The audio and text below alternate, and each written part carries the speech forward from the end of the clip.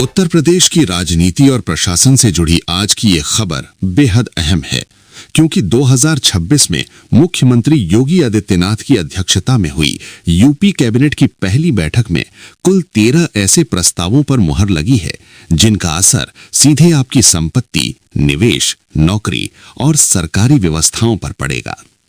इन फैसलों में कुछ बड़े फायदे हैं तो कुछ ऐसे बदलाव भी हैं जिन्हें जानना आपके लिए जरूरी है। चलिए विस्तार से जानते हैं यूपी कैबिनेट बैठक के सभी 13 अहम फैसले।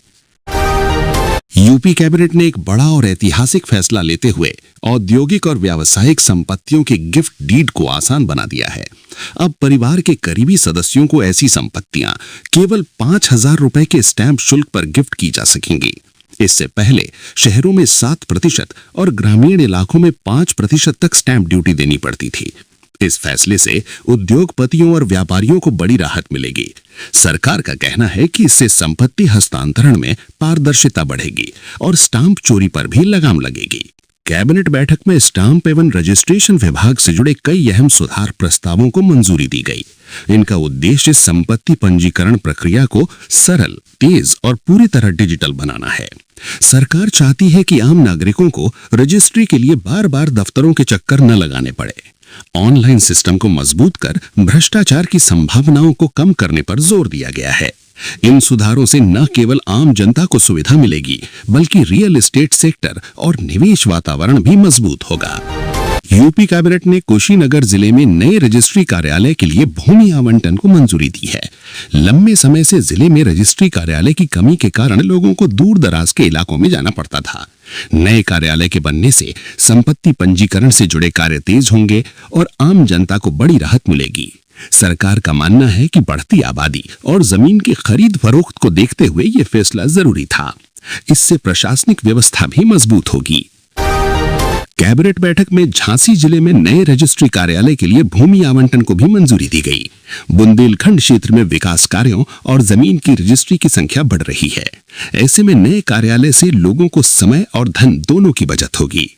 सरकार का कहना है कि इससे क्षेत्रीय संतुलन बनेगा और स्थानीय लोगों को बेहतर सुविधाएं मिलेंगी। झांसी और आसपास के जिलों में रजिस्ट्री से जुड़ी समस्याओं का समाधान होगा।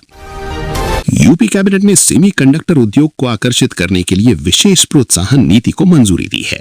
इस नीति के तहत बड़े निवेश करने वाली कंपनियों को टैक्स छूट, बिजली सब्सिडी, कर्मचारी लागत में सहायता और SGST में राहत दी जाएगी।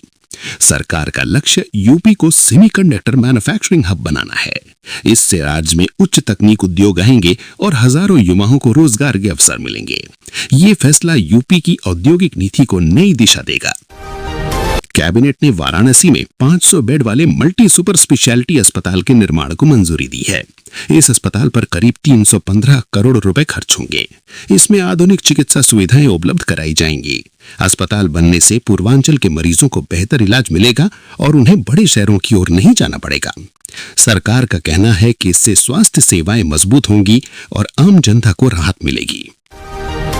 कैबिनेट ने नेशनल फॉरेंसिक साइंस यूनिवर्सिटी के ऑफ कैंपस केंद्र के लिए 50 एकड़ भूमि मुफ्त देने का फैसला किया है। ये केंद्र फॉरेंसिक साइंस, साइबर क्राइम और अपराध जांच के क्षेत्र में शिक्षा और शोध को बढ़ावा देगा। इससे प्रदेश में कानून व्यवस्था को मजबूत करने में मदद मिलेगी। युवाओं को आधुनिक और रोजगार परक शिक्षा का अवसर मिलेगा। यूपी कैबिनेट ने PAC जवानों के लिए नए आवास निर्माण के प्रस्ताव को मंजूरी दी है। पुराने और जर्जर आवासों को हटाकर आधुनिक सुविधाओं से लैस नए मकान बनाए जाएंगे। इससे जवानों और उनके परिवारों को बेहतर जीवन सुविधाएं मिलेंगी। सरकार का मानना है कि इससे सुरक्षा बलों का मनोबल बढ़ेगा और वे अपने कर्तव्यों का बेहतर तरीके से निर्वहन कर सकेंगे। कैबिनेट ने क्षेत्रीय खेल अधिकारियों की भर्ती प्रक्रिया में संशोधन को मंजूरी दी है। अब इन पदों पर नियुक्ति में पदोन्नति के साथ साथ अंतर्राष्ट्रीय स्तर पर पदक जीतने वाले खिलाड़ियों को भी अवसर मिलेगा। इस फैसले से खेल प्रतिभाओं को प्रशासनिक भूमिका निभाने का मौका मिलेगा। सरकार का उद्देश्य खेल और प्रशासन के बीच बेहतर तालमेल बनाना है। कैबिनेट ने JS विश्वविद्यालय शिकोहाबाद के परिसमापन को मंजूरी दी है। विश्वविद्यालय पर फर्जी डिग्री और अनियमितताओं के आरोप थे। सरकार ने छात्रों के हितों की रक्षा के लिए विश्वविद्यालय के रिकॉर्ड सुरक्षित रखने और वैकल्पिक व्यवस्था करने के निर्देश दिए हैं। ये फैसला उच्च शिक्षा में पारदर्शिता और गुणवत्ता सुनिश्चित करने के लिए लिया गया है। कैबिनेट ने आईआईएमटी विश्वविद्यालय को ग्रेटर नोएडा में ऑफ कैंपस खोलने की अनुमति दी है। इससे पश्चिमी यूपी और एनसीआर क्षेत्र के छात्रों को उच्च शिक्षा के बेहतर अवसर मिलेंगे। सरकार का मानना है कि इससे शिक्षा के क्षेत्र में निवेश बढ़ेगा और युवाओं को घर के पास गुणवत्तापूर्ण शिक्षा मिलेगी। कैबिनेट ने ग्लोबल कैपेबिलिटी सेंटर यानी जीसीसी नीति के कार्यान्वयन से जुड़े नियमों को मंजूरी दी है। इस नीति के तहत आईटी, फाइनेंस और नॉलेज आधारित सेवाओं में निवेश को बढ़ावा दिया जाएगा। इससे बड़े पैमाने पर रोजगार सृजन होगा और यूपी तकनीकी सेवाओं का बड़ा केंद्र बन सकता है।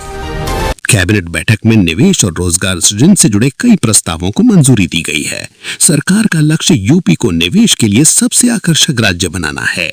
इन फैसलों से उद्योग, सेवा क्षेत्र और बुनियादी ढांचे में विकास होगा। सरकार का कहना है कि ये निर्णय $1 ट्रिलियन अर्थव्यवस्था के लक्ष्य को हासिल करने में अहम भूमिका निभाएंगे।